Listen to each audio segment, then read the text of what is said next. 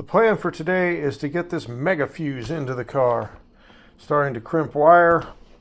That's got to get down to the starter way over there, except for it's raining and the floor is all flooded underneath the door. So yeah, we're working on that today. Got to get that mega fuse into that mega pile over there. Ay, ay, ay.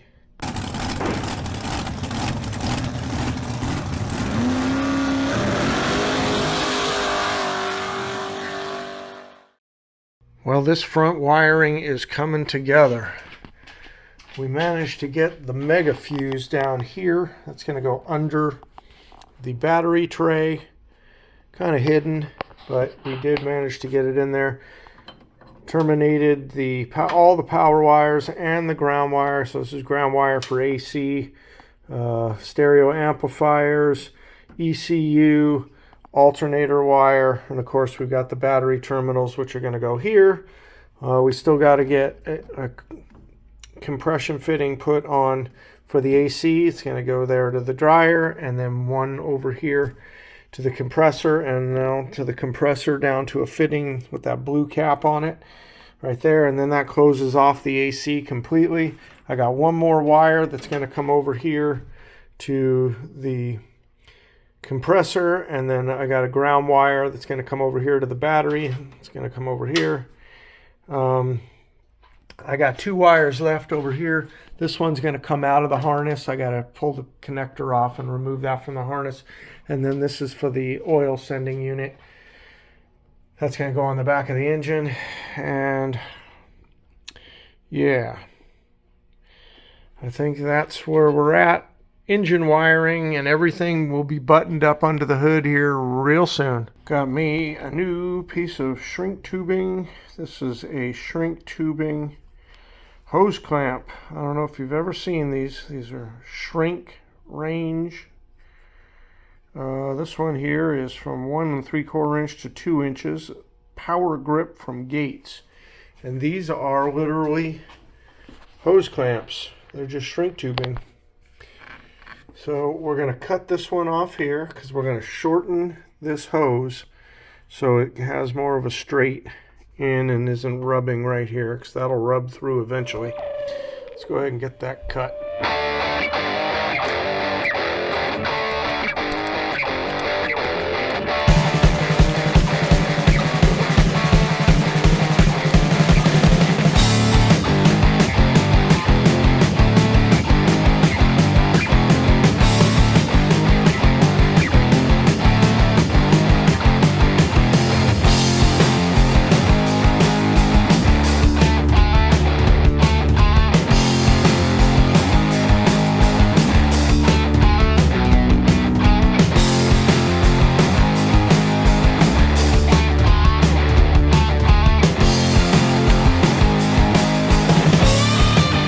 Okay, there we go. New hose clamp in, plenty of clearance. Now we can put the coolant back in. Bitchin'. Another step forward. Okay, coolant's back in the car. I'm gonna have to check that once it's up and running, because it's got to circulate through the new heater core and all those lines. It's gonna take quite a bit more coolant, but it is full to the top, almost. So we'll check that once it's running, and we'll top that off. And we'll keep an eye on it, make sure we ain't got no leaks. Okay, so we are now on to setting up the controls for the AC. Going to be utilizing the factory controls. And it's got these interesting sliders here. There's like potentiometers, I think. And everything's wiring, so there's no cables. So we're going to go ahead and assemble all of this and get this mounted into the car, get the wiring over to the AC unit, and get that finished. So, you know, what's cool is there's actually a light inside here. That green bar is a light that lights up. There's supposed to be a bulb in there. I never had that. So that'll be a nice little feature. And that bulb does exist in the wiring harness. So let's go ahead and get this built.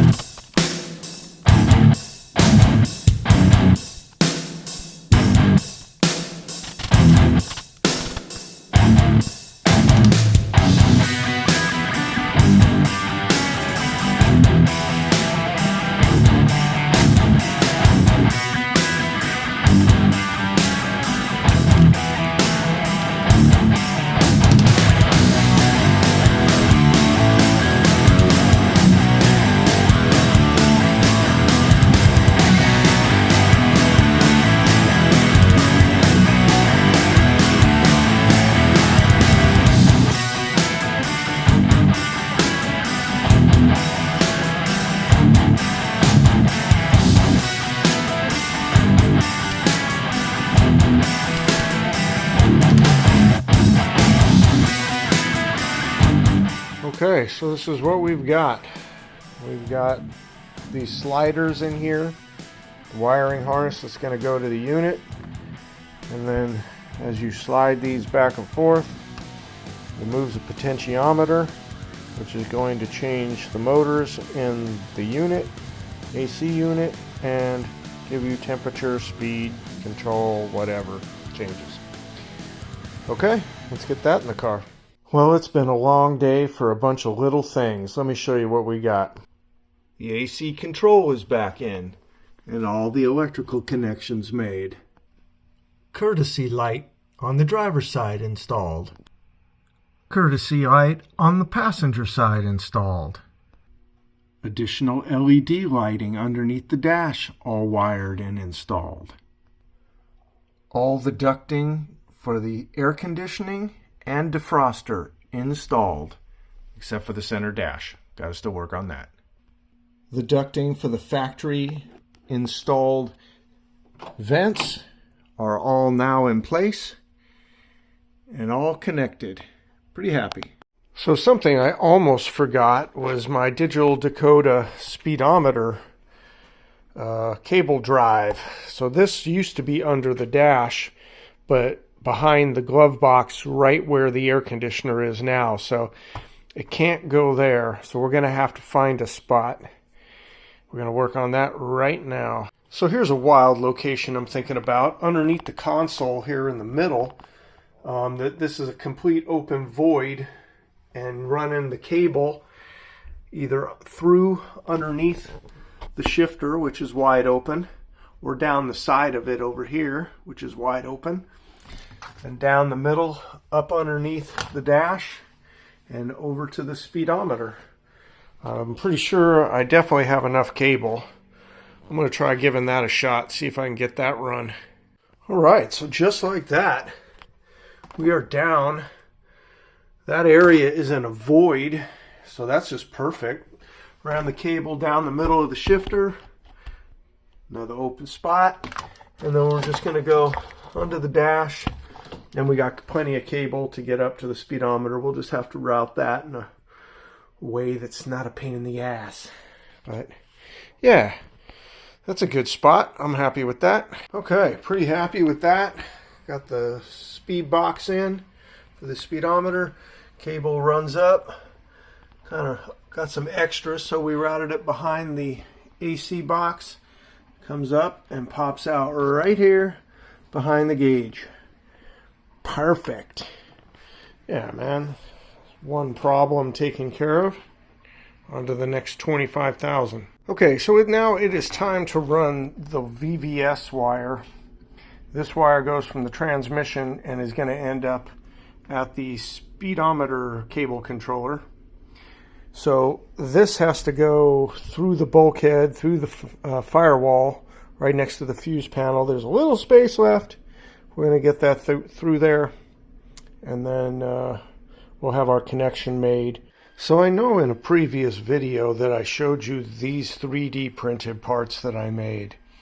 These parts are for the center vent out of the dash. I went and bought a air-conditioned vent dash for this project because I wanted to have the center air conditioning vent. But these parts, these vent connection pieces, do not exist. You cannot buy these parts that go in here.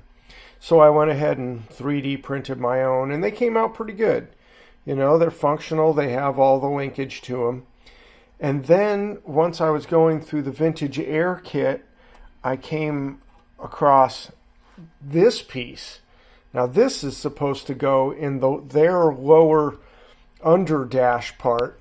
In the Vintage Air kit, you get this long piece that's supposed to go underneath the bottom of the dash, and this goes in there. And that comes remarkably close to fitting in that hole. It's not quite there. It doesn't quite fit properly. I actually broke the back of it off and customized it a little bit, because then I went and I 3D printed this. So this is a single duct as opposed to the one that I made before, which was a double duct. because I do have two hoses that are supposed to go into that. Instead, I printed a single. Technically, I do have a double here as well. And then this fits perfectly into there now. So that looks like it's supposed to be in there. I think that looks really good. It's a single duct, and I plan to run the second ducting down into the center console, and I'm going to build some ducting in that one. But yeah, that looks like it's supposed to be there. I just had to build a bezel because there was some gaps on either side of the hole, so there's actually a bezel on here. So this bezel right here is just enough to fill the gap around the opening.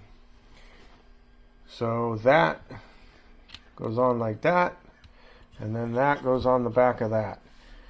Now I am 3D printing another bezel which has a few little standoffs to better center it in the hole. That's on the 3D printer right now. And that should be ready in about an hour, and then we'll put this all together so we can get this dash in the car. Just like that, our piece is done. Let's get that off of there. We'll clean it up and we'll see what this looks like. Okay, so here is the new bezel here. It looks very similar to the old one. The difference is it has these little steps on it. This one does not. And that's going to help it center itself in the hole so it doesn't move back and forth, where this one just can move anywhere. So this goes in there, if it goes in there, and now it's centered. Let's get that assembled. So there it is. It's completely locked in. You can move some side to side just a little bit. We're going to get that all sealed in place. And then here it is on the back. Got a place for the hose to go on. There's some mounting points here, top and bottom, I may utilize. Get that held in place. But yeah, that looks pretty good. Looks like factory, or, you know, I mean, it doesn't look exactly like the factory parts. Hell, I don't even know what those parts look like because they don't make them anymore.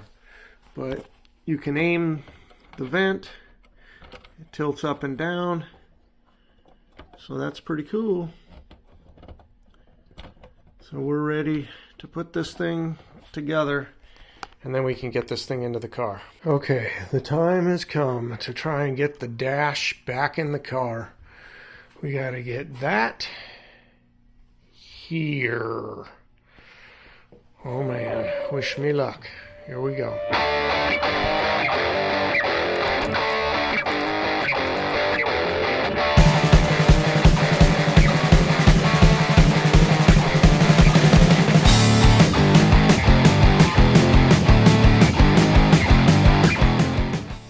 Do something different. Nope, not the way we're gonna do it. We're gonna do something different.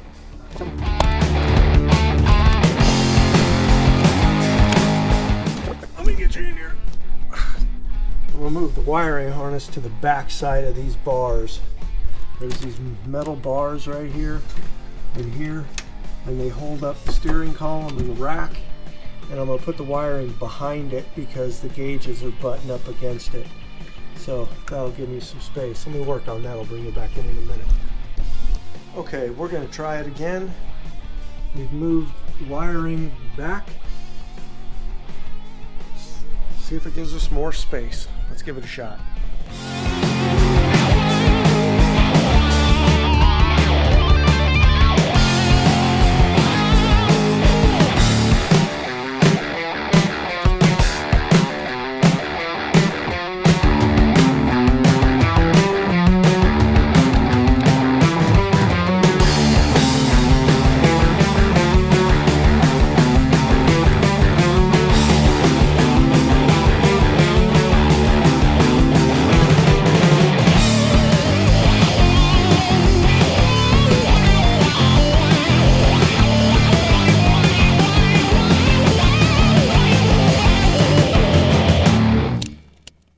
Okay, that was a serious undertaking, and ultimately I ended up pulling out the switch altogether from the back of the dashboard, plugging in the cable, and then reinstalling it back into the dashboard. That was No, and also the plug was so tight to go onto the connector, onto the back of the switch. There's just no way I could have done that in the dash. Anyway, so we've got it in. Now let's see if we can figure out a way of hooking all this crap up. Whew, that was a lot of work. The gauges are now plugged in. Windshield wipers are plugged in. Yeah, that's all we got. I still got to deal with the windshield wipers. I got to figure out which position the connector goes onto. There's not a connector to plug into. You got 3 individual wires you got to figure out. Got to plug in the ignition switch and the cigarette lighter, and then hook the hose up to the AC. And then the dash will be done, and we can just screw that in place. Oh yeah, the speedometer cable's connected. That was a lot of work, man. But we got it. It's got to be a contortionist to do this stuff. Hats are off to the people in Baltimore who put this car together in the first place. Okay, we have got a lot done. We still got to do the turn signals, horn relay, all the wiring to the back of the car. That's coming out of down there. The ignition switch plug is down right there, that big one. Other wires are radio and VVS for the speedometer drive box. Courtesy lights is that orange wire, and heater and AC wires. But the dash is in, the ducting is in. Yeah, a lot has been done. We're getting there. We're getting there. Whew. Well, that's going to do it for this video. We got a lot done today. We got the dashboard in, we got the gauges connected, we got ducting to the center vent connected. There's not a lot of space underneath that dash, and with the AC ducting in there, there's a lot less space. So it's tough to get hands in there and get things connected, but we're doing it. We got to get moving on the rest of this interior so we can get this thing over to the AC shop, so we can get the AC charged and make sure we don't have any problems, make sure all that's working. So I'm not sure if I'm going to wire up the rear of the car or just get it over to the shop first and then power through the rest of the wiring. I'm not sure. But thanks for watching. Make sure you like and subscribe, and we'll see you in the next one. Peace.